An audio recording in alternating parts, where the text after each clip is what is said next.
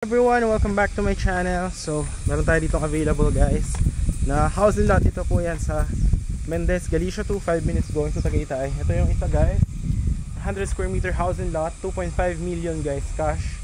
Pwede nyo nang tiran, kompleto na po ito. May kuryente, water, full finish, no? RFO, 90% payment, deed of sale signing, pwede nyo nang tiran. And then the 10% will be paid kapag nabigay na sa inyo yung individual title ni seller. Ayan. So ito yung kalsada guys, napakalaki. Ayan yung kapitbahay nyo. Ayan. So paglabas nyo dito, siguro mga 1 minute dyan, highway na. Going to Tagaytay is 5 minutes. Ayan, may mga kapitbahay ito nakatira. May mga swimming pool and mga resort. Ayan. So dito siya guys. Ito yung isa na housing lot. Ayan. Kita nyo. Meron na yan kuryente, water, and full finish. Ayan o. Pakalaki ang garden. Ayan. So ipapakita ko yung loob. Papakita ko yung loob niyan dito sa video na to. Dito kasi pwede nyo na siyang tiran. Ayan o. So may water na din. Malakas yung tubig guys. Ayan. Naka-tiles na din siya. Ayan o. So ito yung water supply. Ayan. Malakas guys o. Alright. Naka-sliding windows na din to. Alright. So murang-mura na to. Ayan guys o. Kikita nyo. Malaki guys yung loob ng bahay. Ayan o. Naka-finish na din yung kanyang mga lababo. Ayan, nakikita nyo. May saksakan na din. Naka-ready na din yung kanyang power supply. Naka-electricity na rin siya. No? Yung kanyang mga fuse. Ayan. So, ayan. Marami mga saksakan dito guys. Ayan. So, yung mga pintuan guys, raised na din. Ayan. Pwede na siya talaga siyang tiran, no? Tapos yung kapitbahay, kikita mo yung view. Diba? Napakaganda ng view. So ito yung isang kwarto guys. Ayan. This is the first room. Ayan, ito yung view mo sa labas. Doon tayo nag-park guys. Ayan o, doon tayo nag-park. Alright. Guys, ayan o, malaki siya. Ayan. So, ito naman tayo sa pangalawang kwarto. Ito guys o. Actually, laki. Kita nyo? For only 3 million. And making this to Tagaytay. Ayan yung bayan ng Mendez. Ready na rin yung kanyang mga saksakan. Ayan.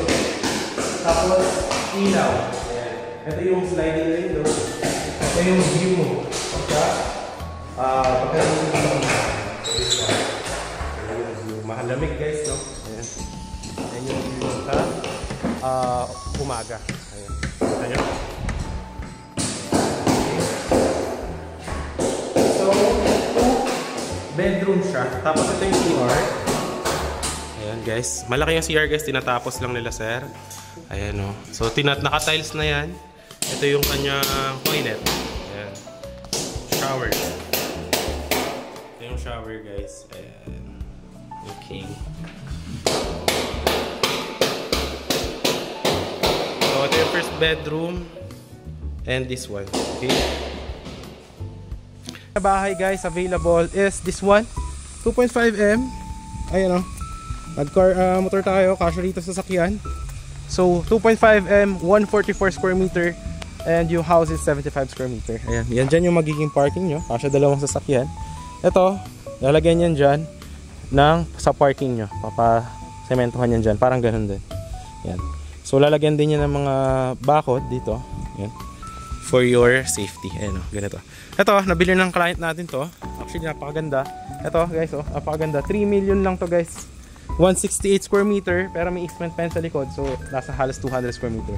Ito yung guard, ano yung niya, gate. Ayan. So, may drainage po yan, no? Ayan, may drainage system yan. Ayan, dito binabaha. Ayan, makikita nyo. May drainage system siya. So, yan, ito. May kuryente tubig na din to. So, nakalak lang ngayon, pero yan, yung loob niyan. Papakita ko dito yung loob para makita nyo ano yung itsura. Ayan, para makita nyo. Ito. Ayan, merong CR. Ayan, naka-tiles na din. Ayan guys, ito yung CR. Ayan. Okay. Here. Ayan. Hanggang dun yung lote, guys. Hanggang dyan, garden nyo pa yan. Alright. Tapos ito yung loob. Ayan.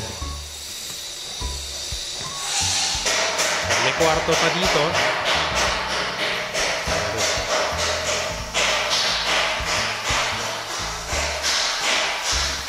Ayan guys.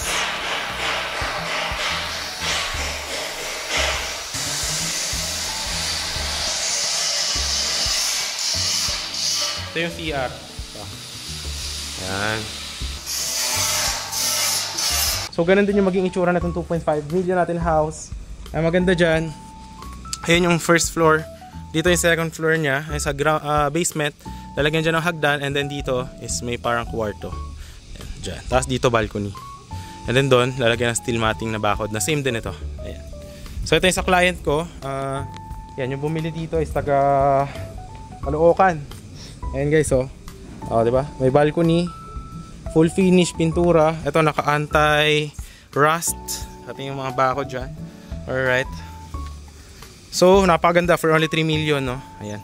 So yung sa kabila na 2.5 million na to, ayan. Wala ka ng kapitbahay sa likod. So 168 square meter. 144 square meter, pero may easement ka pa sa likod. So pwede mo yung taniman or what. Ito parang ganyan, no? Wala na kasi nakatira dyan. Creek na kasi yan sa ilalim, guys. Ito para makita nyo yung creek. Ayan, ganito.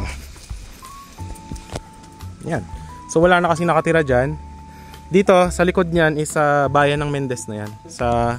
Pag dinerecho nyo yan, papuntang munisipyo bayan. Pero nga lang walang daan dyan. Ang daan is dito sa highway. So ang maganda, ito overlooking ka. Wala ka ng kapitbahay dito. Ayan o, kung makikita nyo. So ito yung sa kabila, yung 2.5 million, ganyan. Yan yung lupa mo. Ayan o. Yan, bakod. Tapos may excess lot ka pa yan dyan. So halos mga 170 square meter. Yan, ito pwede mo lagyan ng pool. Yun, doon sa may pinto na yun, lalagyan na ng hagdan, tapos ang kwarto dyan. So meron niyang, ayun, kayo na bahala kung anong gusto nyo pang ipagawa dyan. Pero ito, napakalaki ng garden sa baba. Pwede nyo pa lagyan na swimming pool or what. So ito yung bumili ng 3 million, ayan o, nakabakod. Ganyan. So lalagyan din ng steel matting to. Yun dyan na bakod, ayun o, yun dun. Alright, so yan. Ano pala to guys ha, with drainage to, with kuryente, with CR, lahat guys kompleto, as in gagamitin na lang. Ito yung sa lupa nung sa likod nung itong nakabili nito. And may balcony, diba? Pakaganda. So ganito rin yung magiging itsura nung 2.5M natin na house na yan. Ang difference guys, ito kasing nabili na to, RFO to. So pwede lang tiran, so cash basis to, 90% agad payment. Yung 10% remaining will be paid kapag ka nandiyan yung title. Itong 2.5M, pwede yan.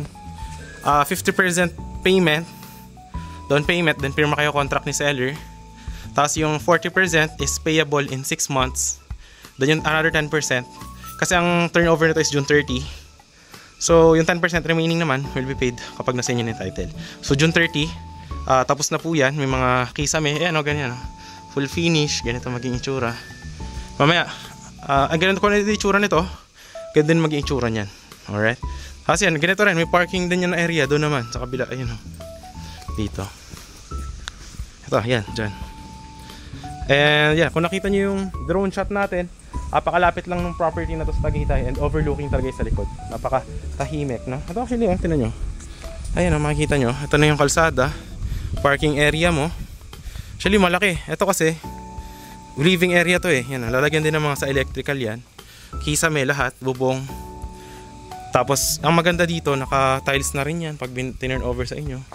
Tapos yan, dito, may kitchen. Ito yung first na bedroom. Ayan, malaki guys. Oh. So, yan, natapusin din yan. Ito sa CR. Ayan, nakita nyo. Ayan. Tapos, yung isa pa, andito guys, lalagyan ng hagdan niya ng seller. Yan, tapos dyan, balcony to. Yan yung view mo. Ito yung sinasabi ko sa inyo guys. 144 square meter siya, pero may easement pa yan doon sa likod. So pwede mo gamitin yung lot. Ito kasi 168. May easement sa likod, wala nakatira. So pwede nyo gamitin yung lot. For only 2.5 million. And wala nang tao dyan sa likod. So overlooking talaga. And ang weather, lalo pagkagabi, is Tagaytay talaga. Doon gagawin yung Poso Negro. Ayan. Tapos drainage, yun yung muhon nyo. Makita nyo. Doon yung patapon sa creek. Ayan. So end lot. Ayan yung kapitbahay mo, yan lang, o, diba? So yan. Ang ganda rito, yung living room malaki. Ayan o. May exhaust lot ka pa dito, pwede mo taniman. Ayan o. So ito, pakalaki no. Actually, honest opinion, napakaganda nito. Ayan yung muhon. Ayan o, diba? Ang laki. Yung muhon, hanggang doon. Tapos yun yung kalsada at parking area. kagandahan dito, wala nang nakatira. Ayan o, kung mapapansin nyo, overlooking na yan. So yun, yun, if you are interested kung ano yung itsura nito, pre-selling June 30, turnover date, pwede to 50% down payment, tapos 40% is 6 months to pay, tapos yung 10% will be paid kapag nasa nyo ng individual title. Turnover nito, same nung nandun, same din ito. Ayan, naka may pintura, may tiles, sliding windows, yan, CR, naka yung may salamin, divider, and many more. Yan. So yun, salamat sa panonood guys. If you are interested, message me on my Viber and WhatsApp. And yun lang, maraming salamat sa panonood. I hope to see you on my next vlog. So bye bye.